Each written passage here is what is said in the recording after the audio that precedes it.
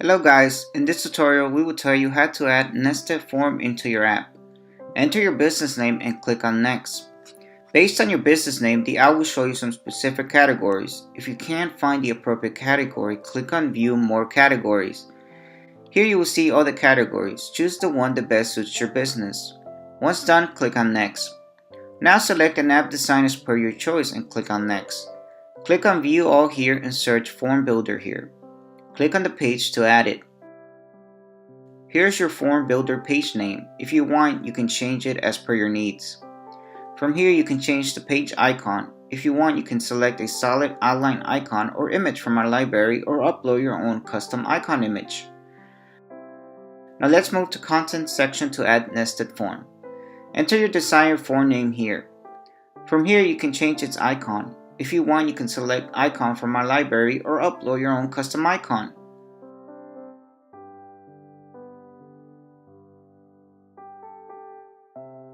Now enter the email address on which you need to receive the inquiries. Click on Add More button to add multiple email IDs. From here, you can delete the email ID. Now enter the subject here. Tick mark this checkbox if you want to send inquiries confirmation email to customers. If you want to get GPS location of your app users, tick mark this checkbox. Enter the form description here. From here, you can add header image to your form. Next comes Form 1.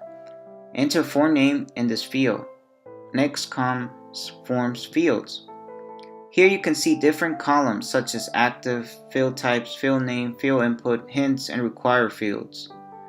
We have even provided a few field types which you can edit as per your needs. From here, you can disable the existing field from the form. If you want, you can even change the field types as per your requirements. You can even change the watermark text being shown on the form from here. If you want to add hint or particular field, tick mark this checkbox and provide the hint in below field.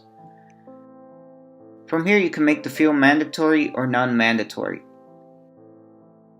Click on this delete icon to delete the field from your form. In this similar way, you can edit and update the other form fields. Click on Add More to add multiple fields. Next comes after this form field. Here you can select your desired action that you want your users to be redirected to once they have completed the form. You can either send them to the next step or to the next form, or to same form or complete this step here. If you're sending your users to the next form, you need to add the form. Enter form name in this field.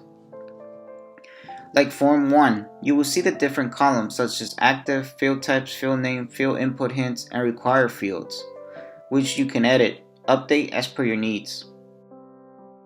Click on Add More button to add multiple forms. Once you add a new form, the after this form field will be visible in the earlier one. Select your desired action. From here, you can delete the form. Now let's move to language settings. Here you will see the alert messages that are appearing in your form page. If you want, you can edit and update the form from here.